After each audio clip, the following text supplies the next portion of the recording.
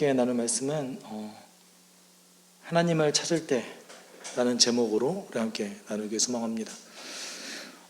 시편 3편은 머릿말이 있는 첫 번째 시편이에요. 1편, 2편은 머릿말이 없는데 3편부터는 이제 머릿말이 있습니다. 근데 이 머릿말이 히브리 성경 속에서는 이게 1절이에요. 네. 머릿말도 히브리 성경, 그러니까 유대인들은 머릿말도 성경으로 보는 것이죠. 그런데 저희는 성경으로 보진 않고 그 위에 이제 마치 이제 제목처럼, 소제목처럼 되어 있죠. 오늘 머릿말은 다윗이 아들 압살롬에게 쫓길 때에 지은 시라는 머릿말입니다. 그런데 이 머릿말이 다윗이 붙인 게 아니에요. 후대에 있는 그 시편의 편집자가 머릿말을 붙였을 것으로 추정합니다. 아무도 누가 붙일지 몰라요. 그렇지만 이 시편 1권, 2권, 3권, 4권, 5권 중에서 이제 시편을 편집했던 사람이 붙였을 것이다. 그러면 두 가지 해석이 가능한 거죠. 첫 번째는 다윗이 이때 이 상황 속에서 압살롬에게 쫓기는 그 상황 속에서 지은 시이기 때문에 그냥 우리가 보는 그대로 그렇게 적었을 것이다. 이게 첫 번째고요. 두 번째는 이 시편의 편집자가 이 시편이 다윗이 지은지도 모르고 압살롬에게 쫓길 때 지은지도 모르는데 이 시편을 봤을 때에 마치 그 다윗의 그 상황이 연상되는 거예요. 그렇기 때문에 연결지어서 그렇게 적은 것이다. 그러면은 많은 학자들이 둘 중에 어떤 것이 더 많다고 얘기할까요? 우리 이지선다죠? 1번 다윗이 그렇게 했기 때문에 그냥 그대로 지은 것뿐이다. 2번 편집자가 임의대로 붙인 것이다. 네. 저희가 보통은 1번 그래도 1번이겠지 그렇게 생각하잖아요. 네, 학자들은 대부분 2번을 선택합니다. 왜냐하면 증거가 없어서 그래요. 증거가. 근데 재밌는 건 뭔지 아세요? 다윗이 있었는지 없었는지에 대한 증거도 없어요. 재밌죠? 우리가 증거를 찾는다고 하면 정말 다윗이 실존했는가에 대한 증거는 성경밖에 없습니다.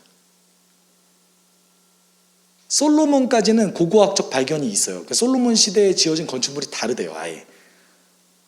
그러니까 솔로몬이 굉장히 최전성기를 달렸던 왕으로서 건축물 자체가 달랐던 것이죠.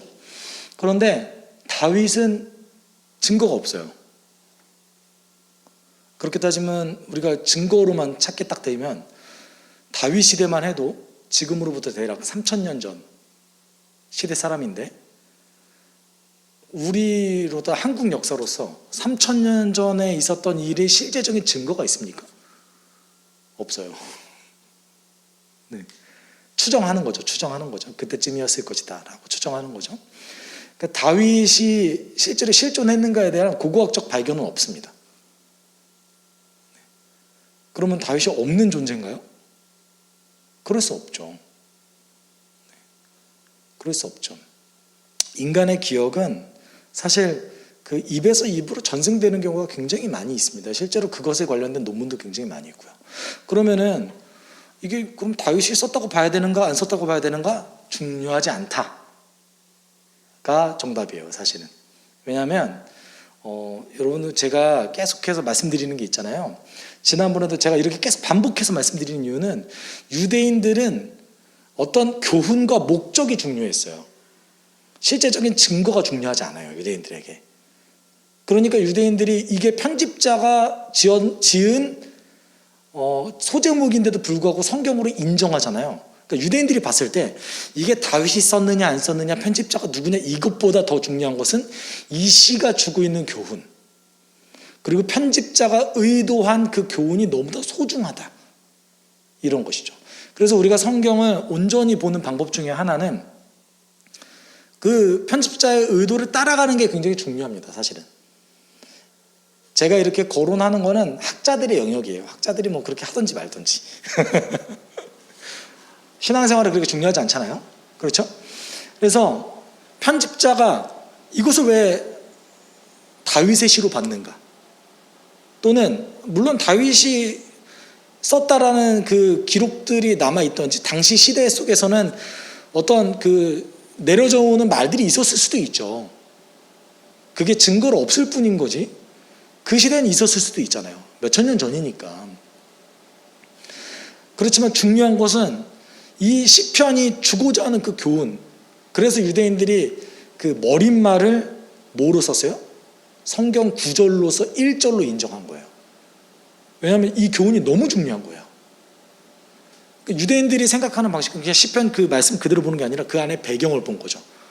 아, 이게 다윗이 자신의 인생 가운데 가장 처참했을 때 썼던 시 중에 하나구나. 이렇게 우리가 기억하는 것이, 그리고 그것이 성경이 의도하는 어떤 교훈이라는 것이죠. 우리는 그렇게 따라가는 게 조금 더 바람직한 것 같습니다. 1절, 2절에서는 다윗이 자신의 상황에 대해서 불평을 하기 시작해요. 그래서 1, 2절에 이렇게 얘기하죠. 주님, 나를 대적하는 자들이 어찌 이렇게도 많습니까? 나를 치려고 일어서는 자들이 어찌 이렇게도 많습니까? 나를 빗대어 하나님도 너를 돕지 않는다 하고 빈정대는 자들이 어찌도 이렇게 많습니까? 다윗이 압살롬에게서 이제 쫓겨나서 도망가고 있었던 그 시점만 해도 다윗이 꽤 오랫동안 왕권을 가지고 있었던 상황이었습니다. 물론 아주 심각한 실수가 한번 있긴 했지만 그래도 다윗 시대에는 대체적으로 큰 문제가 없었던 시대였어요. 왜냐하면 전쟁은 다 이겼거든요. 다윗은 전쟁을 진 적이 없습니다. 주변에 있었던 이스라엘을 굉장히 괴롭혔던, 수백 년 동안 이스라엘과 아주 치열한 영역 다툼을 했던 블레셋을 완전히 끝내버렸고, 주변에 있었던 이방 민족을 다 평정한 다음에 다윗 시대에 이제 최전성기로 달리기 위한 토대를 만들어 놨던 사람입니다. 다윗 입장에서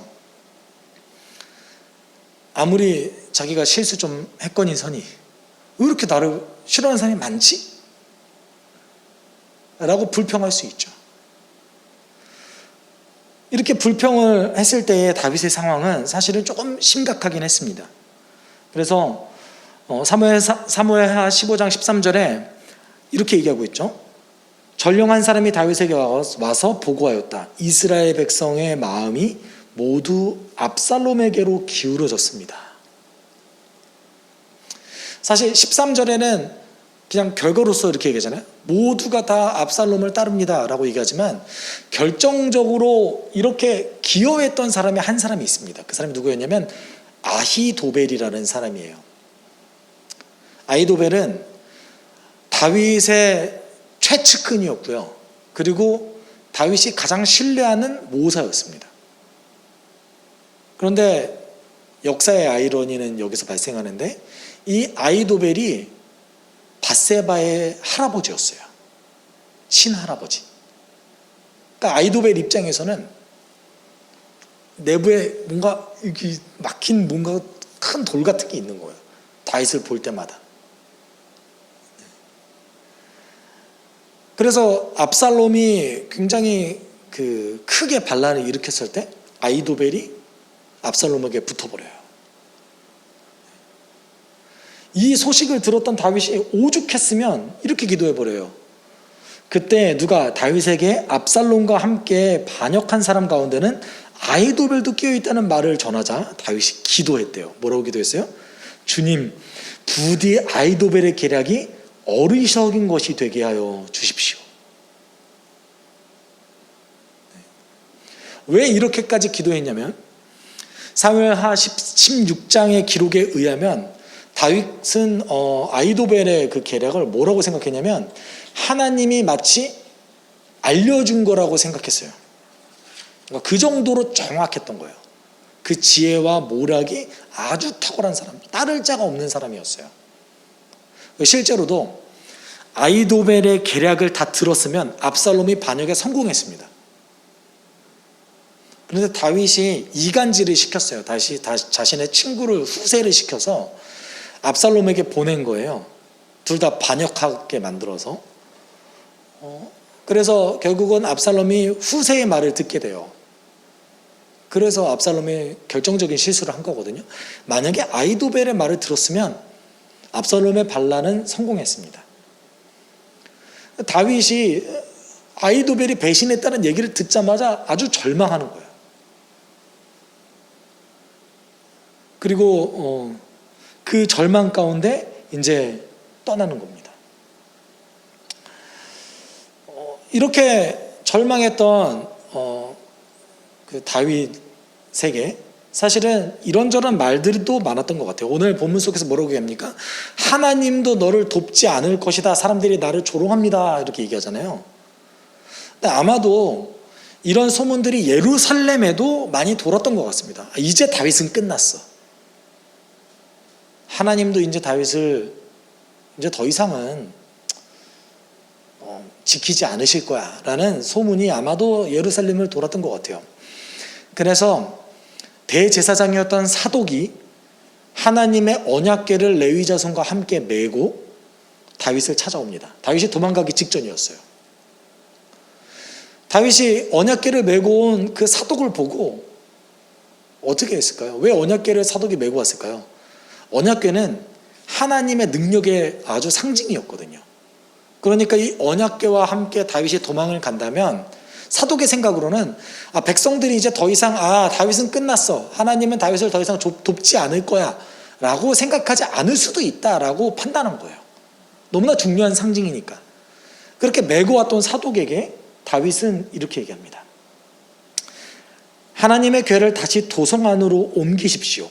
내가 주님께 은혜를 입으면 주님께서 나를 다시 돌려보내주셔서 이 궤와 이 궤가 있는 곳을 다시 보게 하실 것이요. 그러나 주님께서 나를 싫다고 하시면 오직 주님께서 바라시는 대로 나에게서 이루시기를 빌 수밖에 없어. 여러분, 지금 이 최고의 위기 순간 아닙니까? 만약에 언약궤를 다윗이 가져간다면 정치적으로는 매우 큰 이득을 볼 수밖에 없는 상황입니다. 하나님의 상징이 다윗과 함께하기 때문인 것이죠.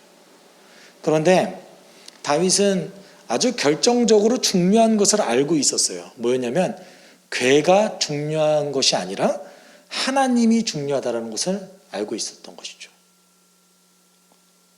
여러분, 이 위기의 순간에 다윗의 인생의 이제는 마지막 나락이에요. 이거는 사실은 사울에게 도망갔을 때만 해도 다윗은 별로 그렇게 물론 잘 나가는 장군이긴 했지만 아주 큰 권력자 정도는 아니었습니다. 싸움 잘하는 장군이었을 뿐이에요. 사울의 왕권이 공고했을 때였고요.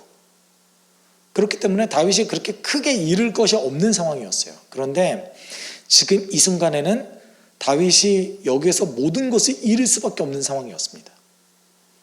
그리고 단맛 쓴맛을 다 보고, 여러분 젊을 때 고서는 그래도 육체가 건강하니까 견딜 수 있다고 치고 그 모든 고생을 다 한 다음에 정상까지 이루었는데 거기에서 나락으로 떨어져 보세요. 그러면 얼마나 비참하겠어요. 다윗의 노후에 이제 더 이상 혼자서 싸울 수 있는 기력도 없는 그 상황에서 다윗은 언약궤를 가져가는 선택을 하는 게 사실은 옳은 선택이었습니다. 다윗에게는 이득이 되는 선택이었죠. 다윗이 이 순간에서도 중요한 게 뭔 줄 알았던 사람이에요. 본인에게 중요한 것은 하나님이다. 이 언약궤 따위가 아니다 라고 얘기하는 거죠. 그래서 돌려보내는 거예요. 그리고 이제 다윗이 오늘 본문 속에서 이제 불평한 다음에 다시 하나님께 자신은 고백을 합니다. 나 하나님 그래도 신뢰합니다. 그러나 주님은 나를 에워싸 주시는 방패, 나의 영광, 나의 머리를 들게 하시는 분이시니 내가 주님을 바라보며 소리 높여 부르짖을 때에 주님께서는 그 거룩한 산에서 응답하여 주십니다 라고 이제 고백을 남기는 거죠. 사실은 다윗의 그 절망적인 상황에 비하면 이 고백은 완전 반대인 거죠. 다윗이 이 절망적인 상황에서 어떻게 예루살렘을 떠났냐면요, 15장 30절, 사무엘하 15장 30절에 이렇게 얘기하고 있어요. 다윗은 올리브산, 감난산이죠. 올리브산 언덕으로 올라갔다. 그는 올라가면서 계속하여 울고 머리를 가리고 슬퍼하면서 맨발로 걸어서 갔다. 다윗과 함께 있는 백성들도 모두 머리를 가리고 울면서 언덕으로 올라갔다. 그리고 오늘 고백 속에서 뭐라고 얘기해요? 하나님은 나의 머리를 들어주시는 분. 다윗의 실제 상황은 뭐예요? 머리 숙이고 머리로 얼굴을 가리고 울면서 예루살렘을 떠나가는 상황이었던 거죠. 이렇게 절망적인 상황에도 불구하고 다윗이 그래도 나는 하나님을 신뢰합니다 라고 얘기할 수 있었던 이유는 경험 때문에 그래요. 자신의 인생 속에 있었던 그 절망 속에서 자신을 건지셨던 그 하나님에 대한 경험이에요. 다윗이 처음에 이스라엘 역사 가운데 등장했던 순간이 언제였냐면 골리앗을 잡을 때였죠. 여러분, 그 순간 사실 절체절명의 위기 아닙니까?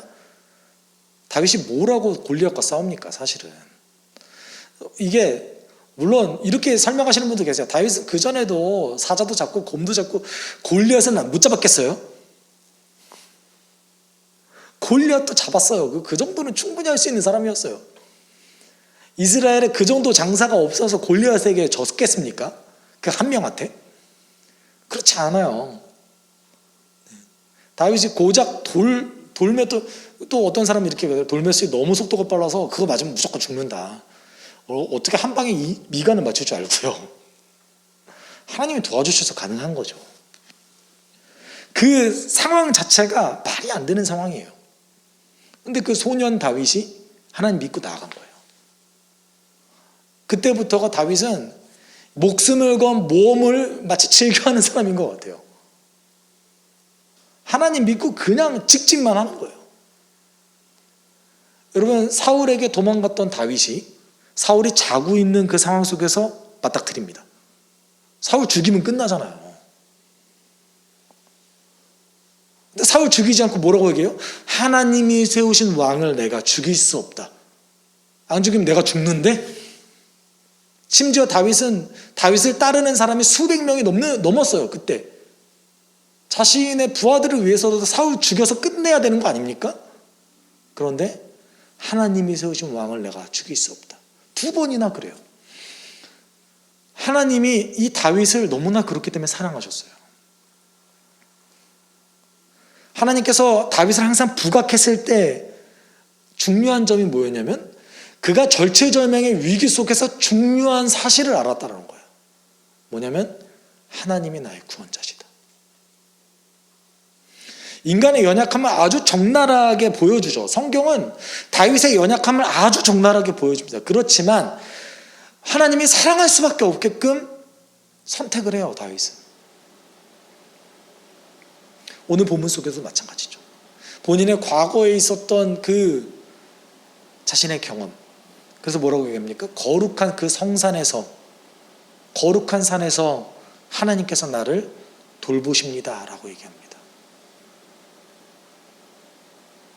이 거룩한 산이 어디겠습니까? 시온산이죠. 다윗이 전쟁을 해서 스스로 세웠던 그 성, 그것도 하나님 도움 없으면 못 이겼어요. 그 전쟁도. 아기스에게, 원수였던 아기스 왕 앞에 적나라하게 받쳐져서 이제 죽을 위기 속에 있는데 결국은 미친 척하면서까지 살아남았던 그 다윗, 그때 주셨던 하나님의 은혜, 그걸 기억한 거예요. 그걸 기억한 겁니다. 지금 내가 좋아졌다 이게 아니에요. 지금은 좋아진 상태가 아니에요. 그런데 과거에 있었던 그 하나님의 은혜를 기억한 겁니다. 자신이 사울에게 도망쳐서 아무것도 없었을 때 자신과 같았던 사람들이 본인을 따르기 시작했던 거예요. 400명이나 빚지고 슬픔 가운데 있고 고난당한 자들이 다윗을 따라서 함께하기 시작했습니다. 다윗은 사실 슬픈 자들의 왕이었어요. 그 기억이 있는 거예요. 다윗은. 그래서 이렇게 얘기할 수 있는 거죠. 그러면서 아주 사소한 것에 감사하는 다윗의 모습을 보게 됩니다. 내가 이렇게 하나님께 고백하는, 신뢰를 고백하는 이유는 5절인 거예요. 내가 누워 고나게 잠들어도 또다시 깨어나게 되는 것은 주님께서 나를 붙들어 주시기 때문입니다. 이게 뭐라고요? 그렇잖아요. 자다 깼다는 얘기인 거잖아요. 그냥 자다 깬 거예요. 자다 깼는데 그게 감사하대요. 내가 원수에게 쫓김에도 불구하고 평안하게 잘 수 있다 이거예요. 다윗은 자신의 그 일상에서 감사할 수 있는 그것, 어떤 것 하나도 하나님께 감사했던 거죠. 내가 이걸 감사할 수 있기 때문에 하나님 신뢰할 수 있다, 이렇게 얘기하는 거예요.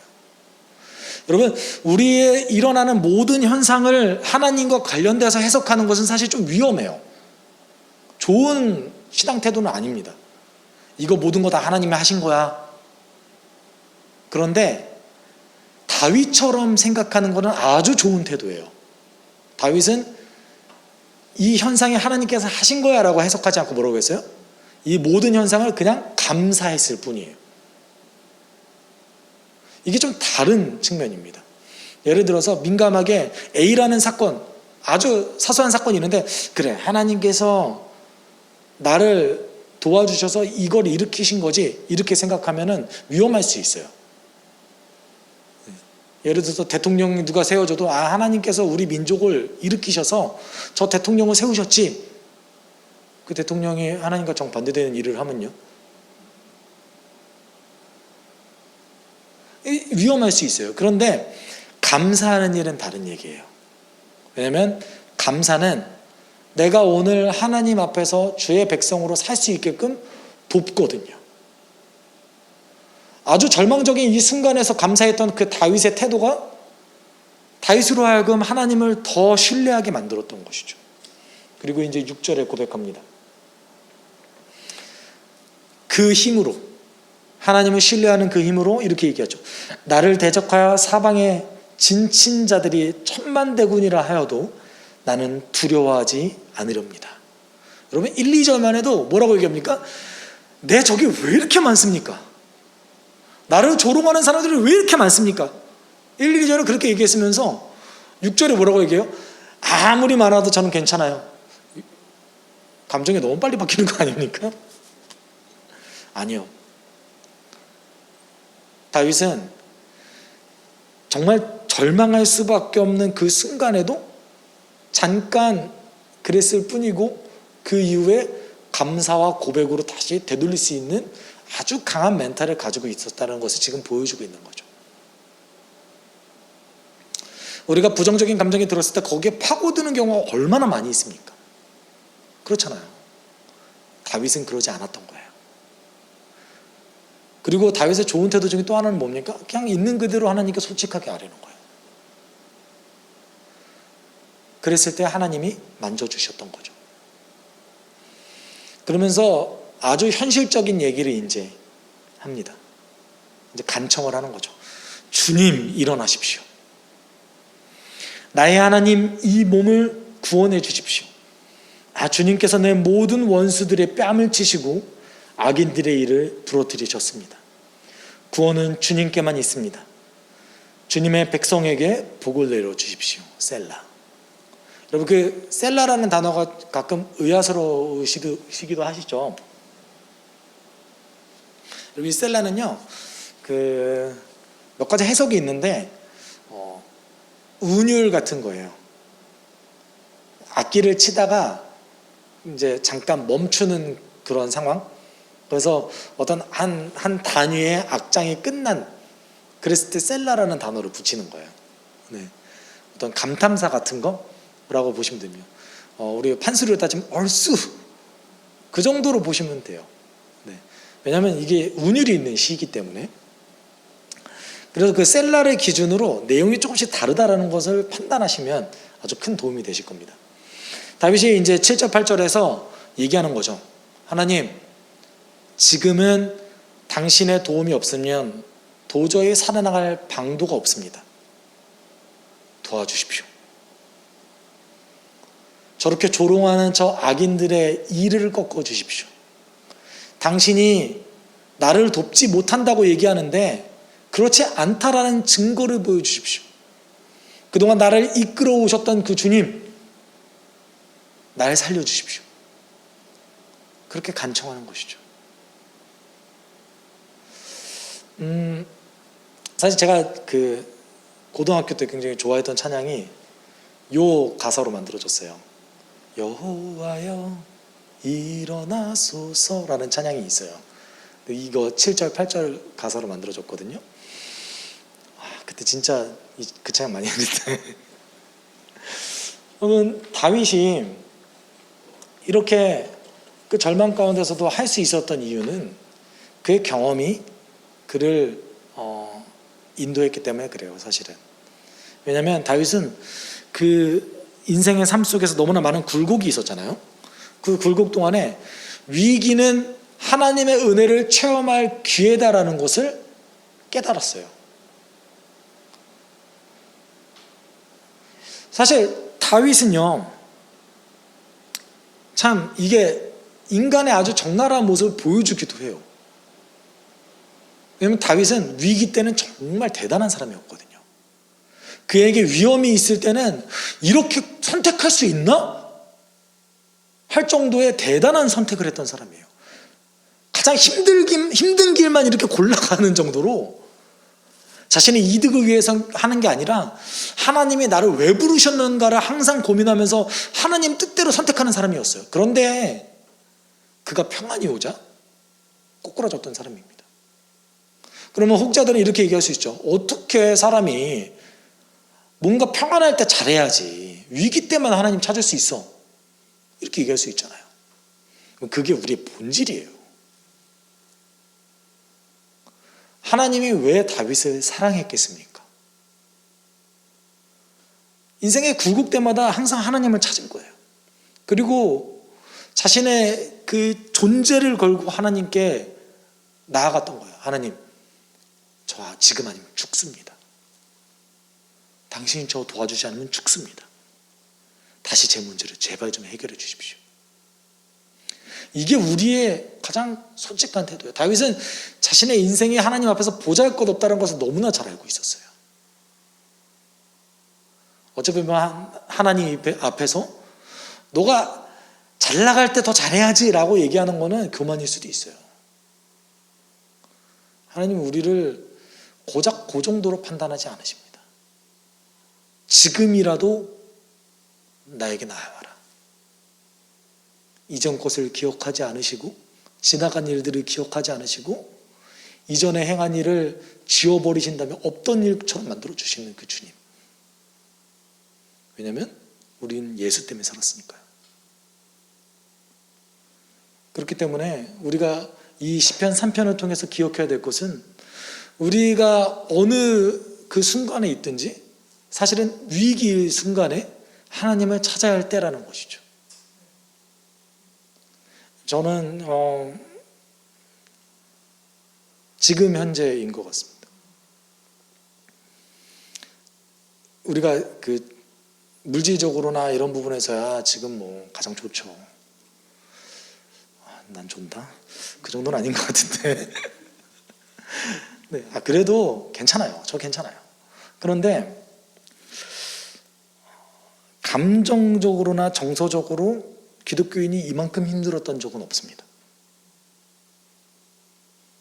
이만큼 코너에 몰렸던 적도 거의 없습니다.